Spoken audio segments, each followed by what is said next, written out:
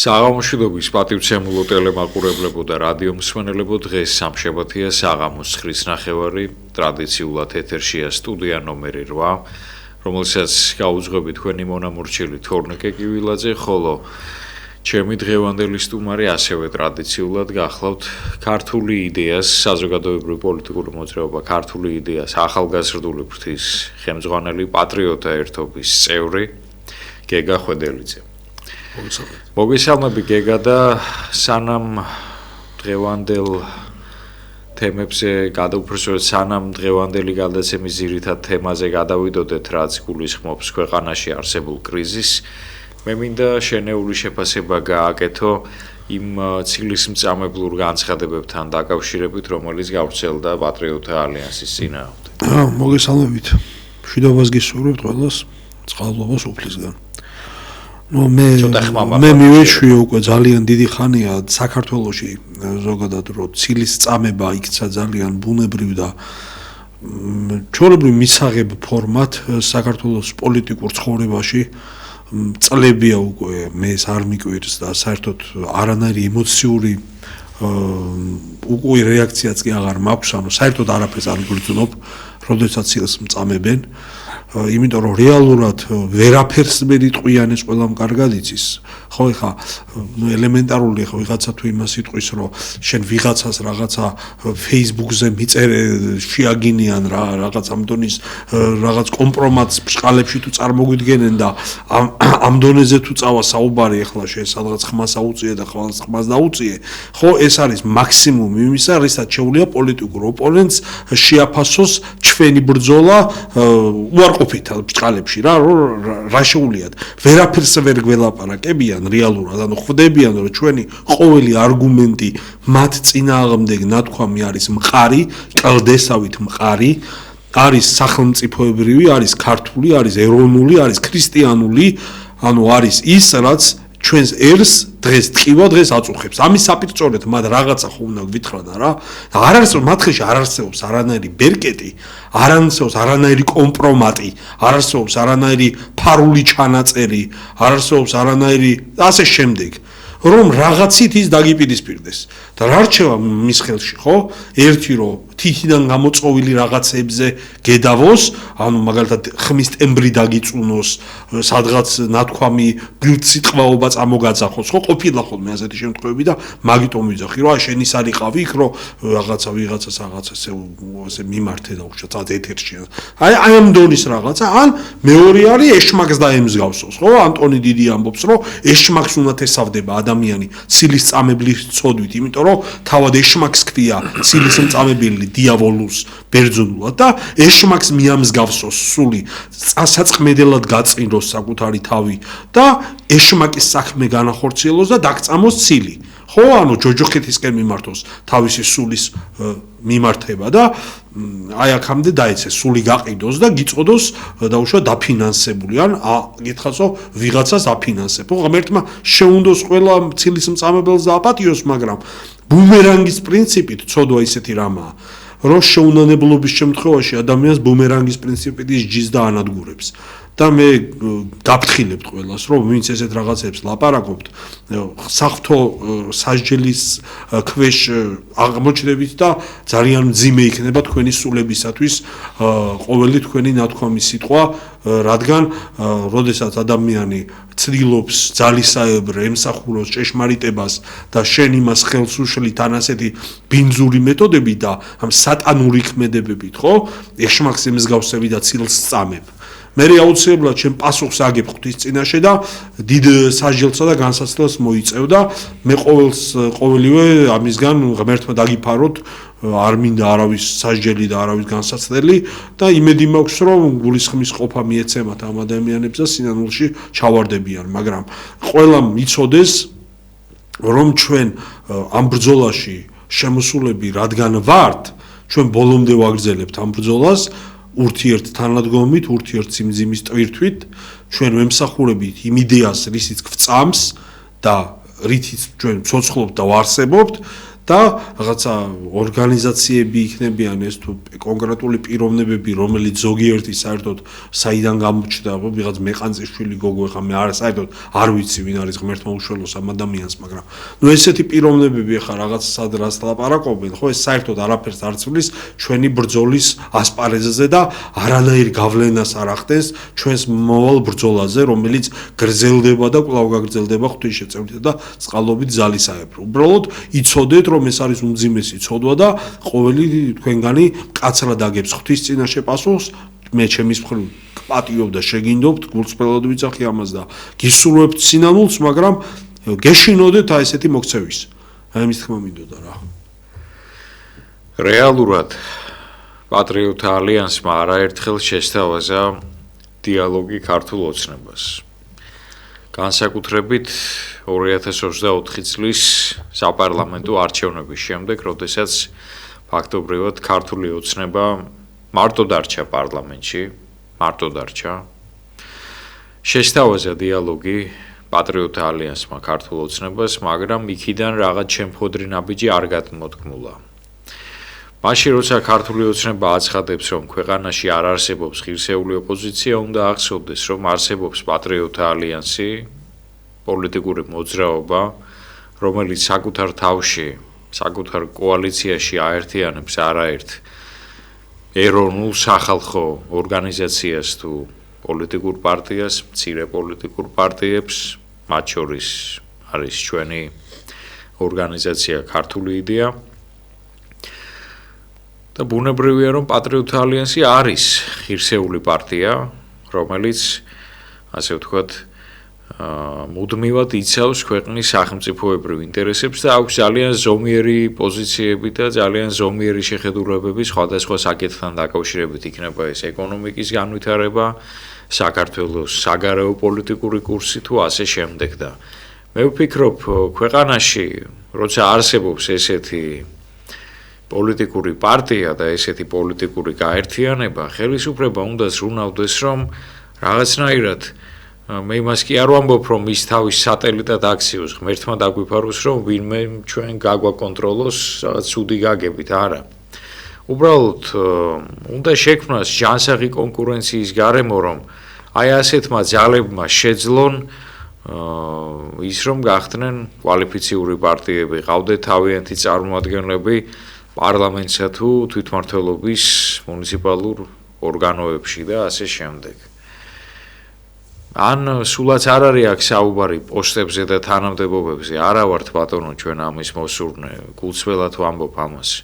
აქ არის საუბარი უბრალოდ იმაზე, რომ ასე ვთქვათ, პატრიოტთა ალიანსის მიერ შექმნილი პროგრამები და ის უნიკალური იდეები, რომელიც ამ გაერთიანებას გააჩნია, თუნდაც თქვათ ეკონომიკის გასაძლიერებლად თუ ქართული პოლიტიკის წარმატებით გასაწყოლად ეს იდეები და ეს პროგრამები აუცილებლად უნდა გაიზიაროს ხელისუფლებამ. აი თუნდაც მაგალითად ქალბატონი ირმა ცხორაგაუს სტუმრად ყავდა ბატონი დავით თარხან-მოურავი, პატრიოტთა ალიანსის ლიდერი და დამფუძნებელი და მისი ხელმძღვანელი. და ბატონმა დავითმა აღნიშნა, რომ მაშინ როცა ჩვეულებრივი პროგრამა, არაფრით გამორჩეული, ჩვეულებრივი რიგითი პროგრამა, WhatsApp-ი ახერხებს იმას, რომ მილიარდიანი შემოსავალი მიიღოს, მაშინ როცა სომხეთი და სხვა ქვეყნები, ინდოეთი მაგალითად აწარმოებენ მობილურ ტელეფონებს, ქმნიან თავიანთ ბრენდებს, საქართველოში ეს რატომ არ ხდება? რა საქართველოს არ გააჩნია ამის პოტენციალი? ჩვენ შესანიშნავი პროგრამისტები გვყავს, შესანიშნავი სპეციალისტები.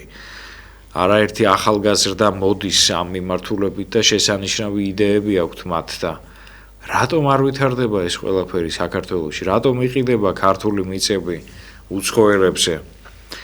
მაშინ როცა შესაძლებელია თუნდაც მაგალითად აი ამ მიმართულებით ნაბიჯების გადადგმა და თქვათ პროგრამირების სფეროში გარკვეული ნაბიჯების გადადგმა და სასიგეთო პროექტების განხორციელება. ამაზე საუბარი ჩვენ შორს აგვიყვანს, მე მინდა დავუბრუნდე ჩვენი გადაცემის დღევანდელ თემას, ეს გახლავთ ქვეყანაში არსებული პოლიტიკური კრიზისი და პირველი კითხვით მინდა მივმართო გეგას. როგორ ფიქრობთ, ქვეყანაში პოლიტიკური კრიზისია? ქვეყანაში რომ კრიზისია არა მხოლოდ პოლიტიკური, მე წმინდა ნიკოლოზ სერბის სიტყვები მომყავს ხოლმე ხშირად მაგალითად ამისი ეს არის ძალიან მნიშვნელოვანი, რომ ყოველი სიტყვას ზალა აქვს და ყოველ სიტყვას აქვს თავისი სემანტიკა, თავისი მნიშვნელობა და თავისი არსი და სწორად ჭირდება სიტყვას გააზრება, ანუ სიტყვის არსში წვდომაა საჭირო, რომ სწორად შეაფასო და გაიაზრო ამა თუ იმ მოვლენის მნიშვნელობა, იმ მოვლენის სახელწოდებას უნდა დაუკვირდე ადამიანი რა. კრიზისი არის ბერძნული სიტყვა და ნიშნავს სასჯელს და ნიკოლოზ სერბი ამბობს და რომ ძველადო როდესაც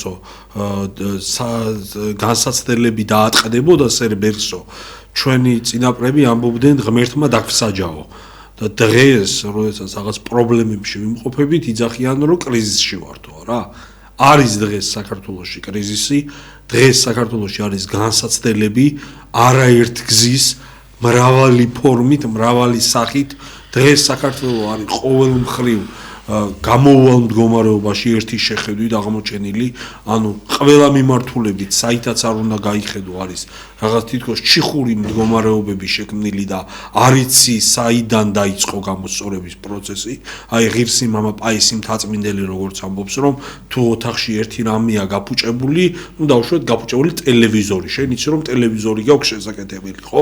თუ პარკეტი აიყრება, იცი რომ პარკეტი უნდა გააკეთო, მაგრამ როდესაც მთელი სახლი გენგრევა და ყველაფერი მოშლილია, უკვე შენ აღარ იცი რითი დაიწყო ამ სახლის გაკეთება, ხო? ერთი იზღა ფიქრობ რომ ამ სახლს საერთოდ გაიქცე, იმიტომ რომ სადაც თავზე ჩამოგენგრება. აი ამას გავს დღეს ქართული სახელმწიფო. ანუ ყველაფერი მორყეულია, ყველაფერი მოშლილია, ყოველ მხრივ კრიზისული პროცესი მიმდინარეობს მთელს ჩვენს ელში და ქვეყანაში. და ეს ხომ შემთხვევით არ ხდება რა? რატომ ხდება ასე? ხო უნდა დავსვათ კითხვები.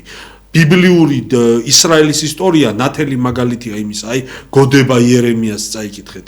წინასწარმეტყველი იერემია როგორ ამბობსო, ჩვენი სამკვიდრო უცხომ დაიმკვიდრო, ხიზნები ვართო საკუთარ მიწაზეო.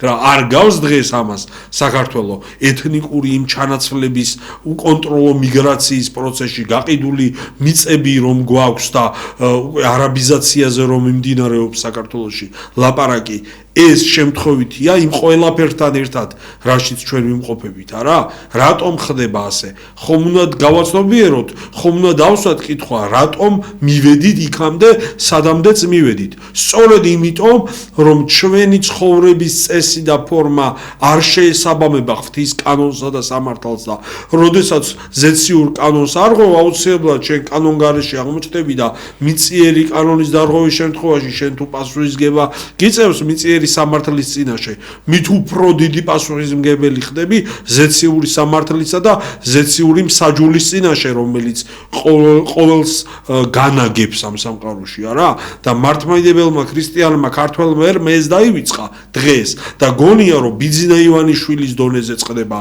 მოვლენები მიხეილ სააკაშვილის დონეზე წყდება მოვლენები ვიღაცას გონია რომ ის რაღაცა 50 კაციანი აქციები იმასთან თუ გინდა 500 კაციანი იყოს არა აქვს მნიშვნელობა პარლამენტის წინ და ის რაღაც ვიღაცები რომ მაშხალებს ისროდნენ მასე შეიძლება ეშველოს ყოლა წმინდა ღვთისმშობლის წილხვედრე ერს ზოგს გონია რომ რომელიღაცა სოფლიო იმპერიების ნასუფრალიდან გადმოცვენილი თკვება გააძღობს ქართველს და ასე შემდეგ არა ყველგან ეძებენ ქართველები დღეს ეს გათითოკაცებული დანაწევრებული ერი ყველგან ეძებს სასვეებას ყველაფერს სასვებს ყველაფერს იმედის თვალით უყურებს გარდა იმ თავარი ორიენტირის და რისკენაც უნდა იყოს ხო მიმართული და სწორედ აქედან იწყება ჩვენი კრიზისული პროცესი სწორედ ამიტომ ვართ სასჯელის მდგომარეობაში და სწორედ ამიტომ უშვებს მე ვფიქრობ მამა გაბრიელი ამბობდა ღირსი გაბრიელი აღმსარებელი და სალოცი მისი ლოცვა-კურთხევა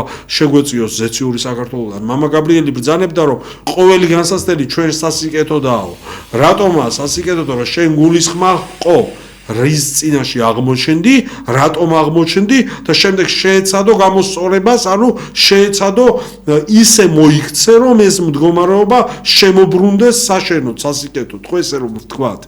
ხო და დღეს თუნდაც ეს პოლიტიკური პროცესი რაშიც ჩვენ ვართ მე 2012 წლიდან მოყოლებული დღემდე 2026 წელი დადგება სადაცაა რა 2012 წლიდან 2026 წლამდე განულ პერიოდში ქართველმა ადამიანმა ვერ გააცნობიერა ხო შეიძლება უკვე ბევრი აცნობიერებს აზრის დონეზე მაგრამ ქმედითად ვერ გამოხატავს იმას და ქმედითად ვერ აღასრულებს აი ღირსი მამა პორფირე კავსოკალიველის სიტყვების განხორციელება ვერ ხდება, რომელიც მე ხშირად მომყავს ხოლმე რომ ჩვენ რომ კარგი ქრისტები ვიყოთო, კარგი ქრისტიანი მართლმადიდებლები ვიყოთო, ბრძანებდა ღირსი მამა პორფირე, დიდი ბერძენი ღვთისმეტყველი მამა.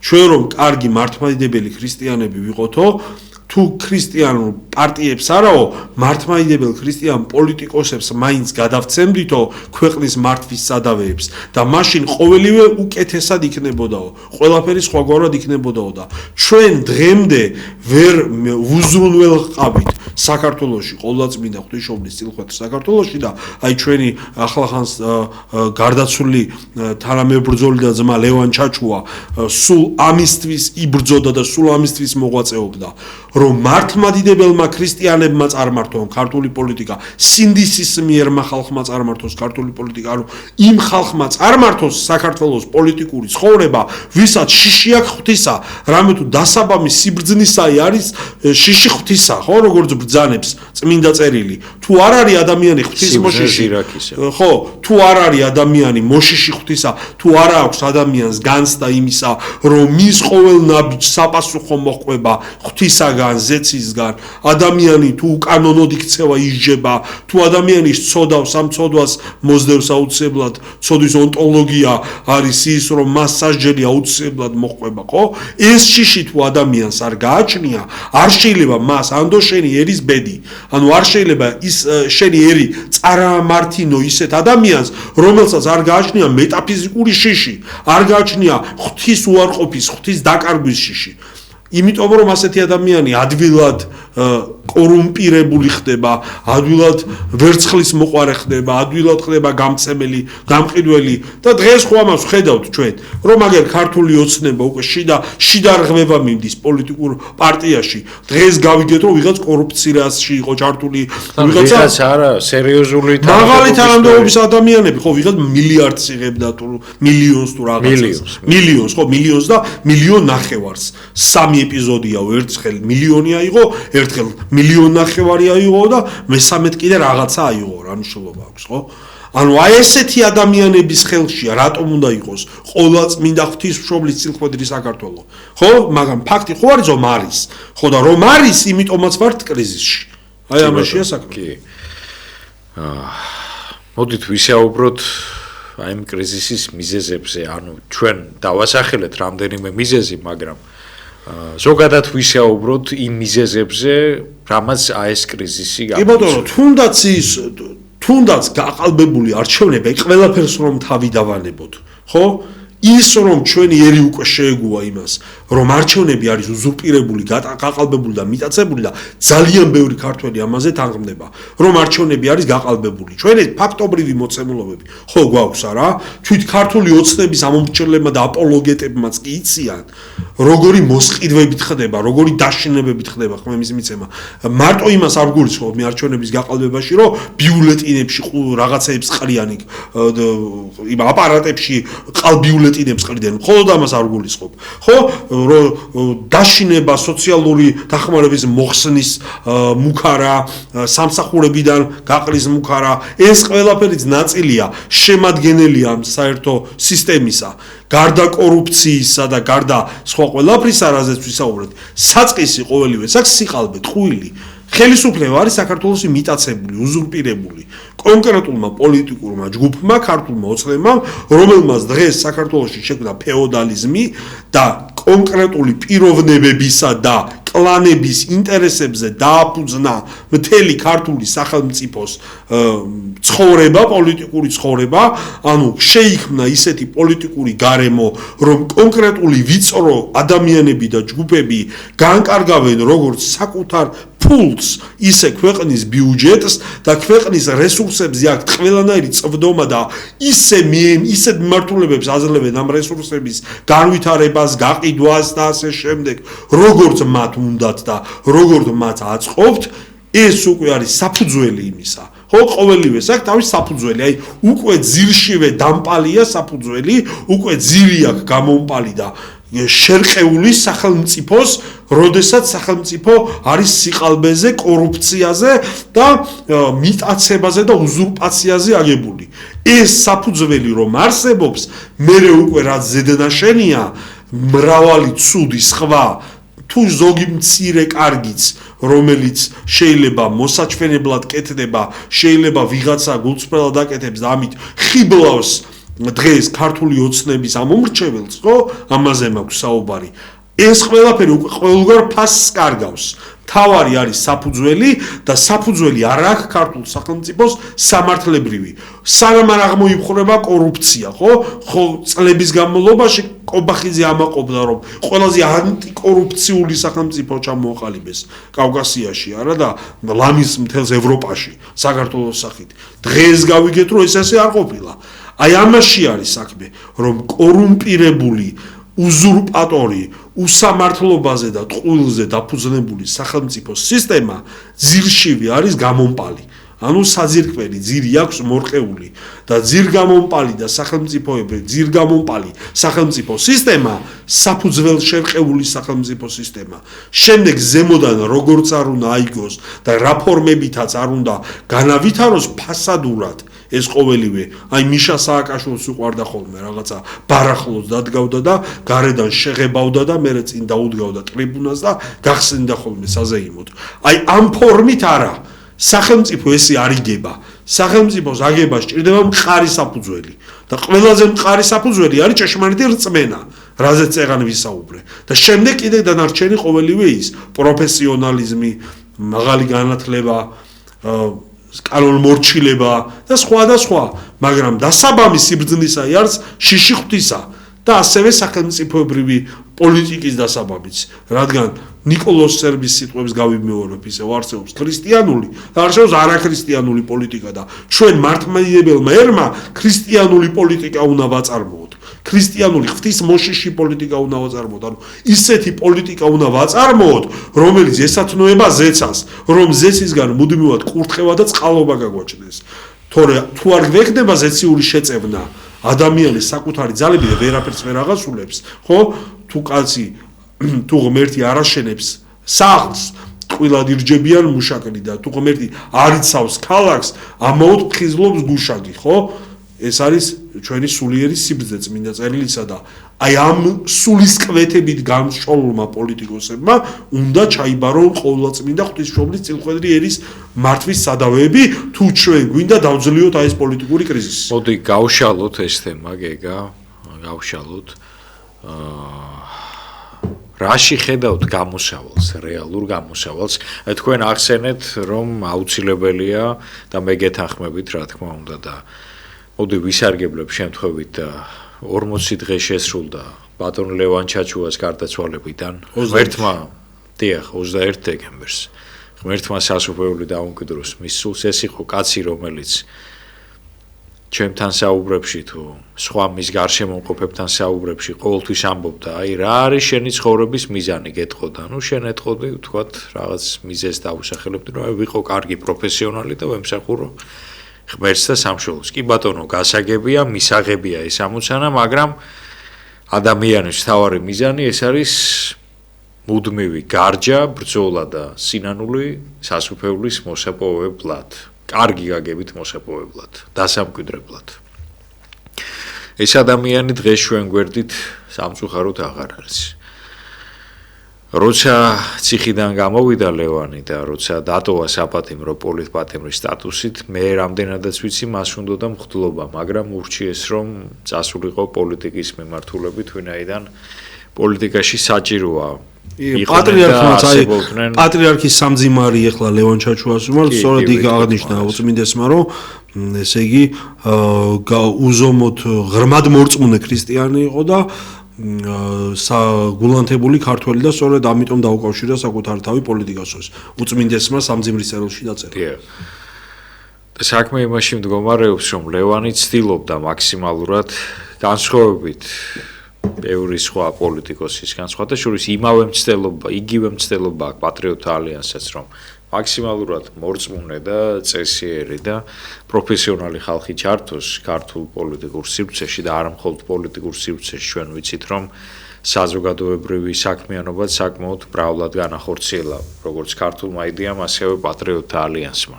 და საქმე იმაში მდგომარეობს, რომ აუცილებელია მორწმუნე ადამიანების შართვა პოლიტიკურ სივრცეში, ვინაიდან ჩვენ ვიცით, რომ ძალიან ხშირად ადამიანს სასწორის სპინაზე აქვს ორი არჩევანი.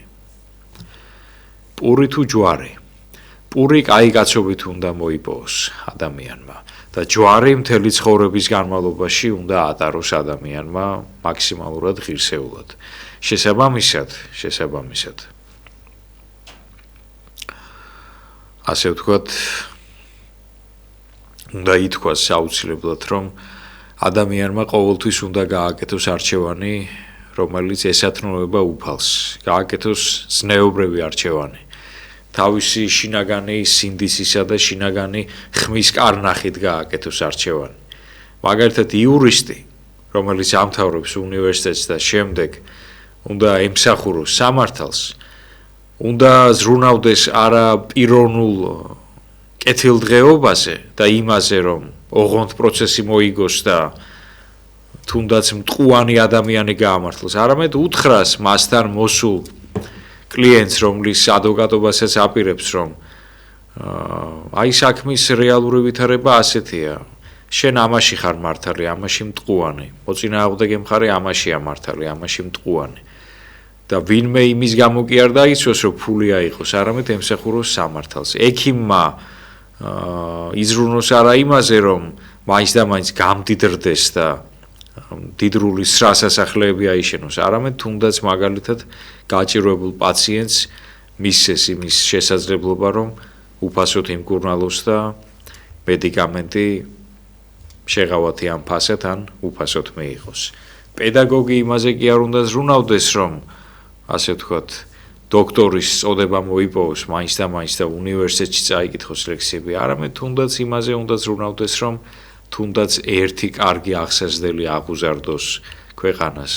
ყოველთვის ვაკეთებთ ჩვენ ამ არჩევანს და მით უმეტეს პოლიტიკაში შემოსული ადამიანი, რომელსაც პრეტენზია აქვს იმაზე, რომ ქვეყანას უნდა ემსახუროს და რაც მთავარია, უფალს უნდა ემსახუროს, ვინაიდან პოლიტიკა ვიღაცისთვის ბინძური თამაშია და ჩემთვის, გეგასთვის და ბევრი ჩვენნაირად მოაზროვნე ადამიანისთვის მე არ ვამბობ, რომ ჩვენ ფრთიანი ანგელოზები ვართ, დაცემული ბუნების მქონე ადამიანები ვართ ჩვენი შეცდომებით და წოდებით, მაგრამ ვინც აი დაახლოებით ჩვენნაირად აზროვნებს, მათთვის პოლიტიკა ეს არის წმინდა საქმე.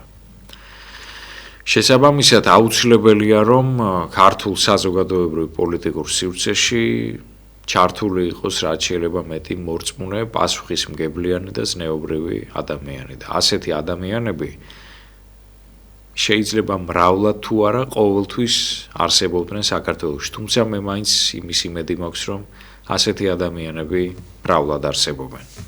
გეგა, ისევ თქვენ გადმოგცემთ სიტყვას. ჩვენ როდესაც გამოსავალზე მსჯელობთ, ხალხი ცვამს ხოლმე ამ კითხვას, საუბრობთ, მაგრამ არ ჩანს გამოსავალი. არა, გამოსავალი არასდროს არ გამოჩნდება თავისით.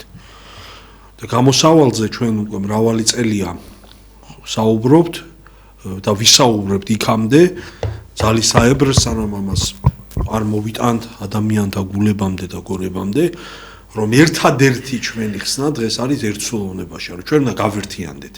არ არსებობს დღეს ისეაც ამ მცირე დაყოფილ ერში, რომელსაც ამდენი ცილის მწამებელი, ამდენი მტერი, ამდენი ჩასაფრებული და ამდენი ბოროტმოქმედი ყავს, დღეს ერთადერთი გამოსავალი და ერთადერთი გზა იმისა, რომ ჩვენ რაღაცა შევძლოთ, ჩვენ რაღაცას მივაღწიოთ, არის ჩვენი ერთობა.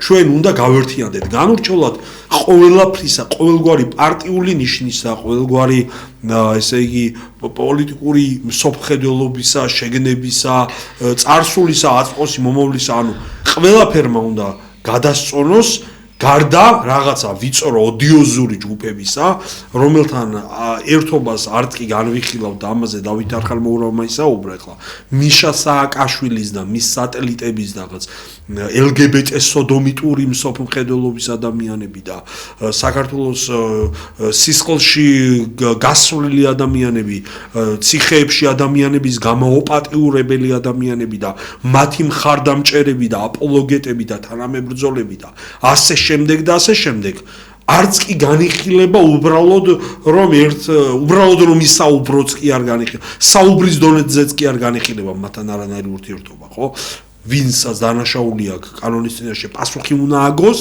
და ვინც მაგნაირად აზროვნებს ღმერთმა ყველას შეუნდოს და აპატიოს სინანულს უსურვებ მათაც რა თქმა უნდა მაგრამ პოლიტიკურ დონეზე რაღაცა ურთიერთო თანამშრომლობაზე არც კი ვსაუბრობთ ვიღაცეებს უნდათ ხოლმე რომ ამ დონეზე როდესაც ერთობაზეა ლაპარაკი მე რაღაცეებს აქეთაც ყურს მოაბავენ ხოლმე ეს ძალიან მკაფიო და ხაზგასმით მინდა ეს მე აღნიშნო რომ როდესაც ერთობაზე ვლაპარაკობთ რომ ჩვენ მამათმავლებზე და მამათმავლების აპოლოგეტებზე და რაღაცა იმებზე ბაჩუ ახალაიას მიმართ სენტიმენტების მქონე ადამიანებზე საერთოდ არ ვლაპარაკობთ, როდესაც ერთობაზე გვაქვს საუბარი. ხო? საერთოდ არ ვლაპარაკობთ, მაგრამ სხვა ყველა ამ ქვეყანაში მადლობა და დიდება ღმერთს, რომ ბევრი ადამიანი არსებობს, ვიღაცეებს გონიათ, რომ მარტო თვითონ აღა დარჩდნენ ერის მამები არა, ესე არ არის. საქართველოში ძალიან ბევრი ადამიანი არის ღირსეული, ძალიან ბევრი ადამიანი არის, ვისაც ეს ქვეყანა ტკივა, ზოგიერთს მსოფლმხედველობა შეიძლება აბსოლუტურად სხვანაირი კონდეს, ეკონომიკურ ნაწილში, გინდაც პოლიტიკურ ნაწილში და სხვადასხვა ნაწილებში, ანუ პლურალიზმი ზოგადად ჩვენი დაცემულობიდან მომდინარეობს. ჩვენ გვაქვს დაცემული ბუნება და ჩვენი აზროვნება ყველასი სხვადასხვანაირია, ზოგი საკუთარი ვნებიდან, ზოგი მიღებული გამოცდილებიდან, ზოგი განათლებიდან, ცოდნიდან და ასე შემდეგ და შემდეგ და იმ გარემო ფაქტორებიდან სადაც აღიზარდა და შემდეგ ყველას თავთავისი ჩამოყალიბებული აზროვნების გარკვეული ფორმები აქვს და შეიძლება შენ რომ სხვას უსმენ აბსოლუტურად არ მოგეწონოს მისი ძალიან ბევრი აზრი მაგრამ ის არ ნიშნავს რომ ის არის არაკაცი და ის არის არამზადა ხო დაუშვათ არა ის არის ჩვეულებრივი მოქალაქე ქართველი პიროვნება რომელსაც უბრალოდ სხვანაირი მსოფლმხედველობა აქვს და ასეთი ძალიან ბევრია საქართველოში და დღეს საჭიროა რაღაცეებზე თვალი დავხუჭოთ ასევე თვალი დავხუჭოთ იმაზე გუშინ თუ ვიღაცას პატარ-პატარა რაღაცები შეეშალა არ გულისხმობს სახელმწიფოებრივი დანაშაულები ჩაიდინა და რაღაც უსაშინეს ბოროტებებში ხელი გაისვარა ხო მე ამაზე საერთოდ არ მაქვს საუბარი ამის დაკონკრეტებას რომ შეიძლება პრობლემაა მაგრამ იმდენი ცილისმწამელი ბინძური არაკაცია ჩასაფრებულის პოზიციიდან რომ ყოველ წუთში გიწევს რაღაცები აკონკრეტო რომ მე ვიღაცამ რაღაცა იდიოტობა გზაში არ დაგაწიოს. ხო მიმიხვდით არა? ამაშია საქმე. ანუ ჩვენ გულისხმობთ ღირსეული საზოგადოების აბსოლუტური უმრავლესობა, როგორიც არის პირველ რიგში მართლმადიდებელი ქრისტიანები და არა მხოლოდ მართლმადიდებელი ქრისტიანები, ვინც ამ ქვეყნის შვილია და ვინც არის მორწმუნე და ვისაც გულის შესტყივა საქართველოს მომავლისათვის, ვინც ფიქრობს და აზროვნებს ისე რომ ქართული სახელმწიფო მისთვის მაღალი ღირებულება და ფასეულობაა რა. აი ესეთი ადამიანები თუნდაც ის წარმოადგენს ეთნიკურ უმცირესობას, რელიგიურ უმცირესობასაც და ასე შემდეგ. ხო არიან ჩვენ იზედები არიან დაუშვათ არა, აზერბაიჯანის მოქალაქეები, უпростоად ეთნიკური აზერბაიჯანელები, ეთნიკური სომხები და სხვანი, ხო, ანუ ჩვენი მრავალეთნიკურია ქართული სახელმწიფო და მრავალი ჯგუფი ცხოვრობს, მაგრამ ჩვენ ყველას საერთო იდეა გვაერთიანებს, ქართული ეროვნული იდეა გვაერთიანებს, არა? აი საჭირო ამ ყოველივეს კონსოლიდაცია, ერთობა, დიდი სახალხო ეროვნული ერთობა, რომელიც უნდა შედგეს. ჩვენ უნდა გავხდეთ ძალიან ბევრნი, არა 10,000, 20, 30 100 და 150, 200 და 300,000 უნდა გავხდეთ თუ ჩვენ გვინდა რომ ძალა ვიყოთ.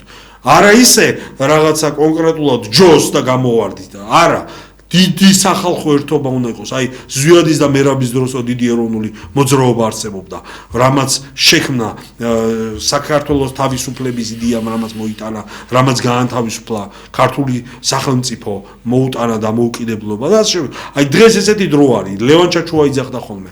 ჩვენო ეროვნულ განმათავისუფლებელი მოძრაობა გქონდაო რუსეთის იმპერიიდან განმათავისუფლებელიო დღესო ამ ნეობოლშევიკური აი მართლობიდან განსათავისუფლებლად ჭირდება ახალი დიდი ეროვნული მოძრაობა აი სწორედ ასეთი დიდი ეროვნული მოძრაობაა საჭირო დღეს სწორედ ასეთი დიდი სახალხო ეროვნული დარაზმულობაა საჭირო დღეს და აუცილებელი და გადამწყვეტი მნიშვნელობის თუ ჩვენ გვინდა გამარჯვება და თუ ჩვენ გვინდა რაღაცას მივაღწიოთ ყველანი უნდა გავერთიანდეთ გარდა იმ ვიწრო ბინძური რაღაცა ოდიოზური ძალებისა კვლავ აკონკრეტებ იმიტომ რომ დასაკონკრეტებელი გახდა სამწუხაროდ რომ ვიღაცა ჩასაფრებული ნაძირალა არ გამოხტეს და რაღაცა ენა არ მოიქავოს მერე არა აი ამიტომ ვინც ვართ ქვეყანა ვიზაც გვტყივა და ვისაც გვაწუხებს საქართველოს მომავალი ჩვენ ყოველი უნდა გავერთიანდეთ თუ გვინდა გამარჯვება და თუ გვინდა წარმატების მიღწევა იმ ბრძოლაში რაშიც ვიმყოფებით აი ეს არის ჩემი პირადი გეგა ხვედელიძის პოზიცია აზრი და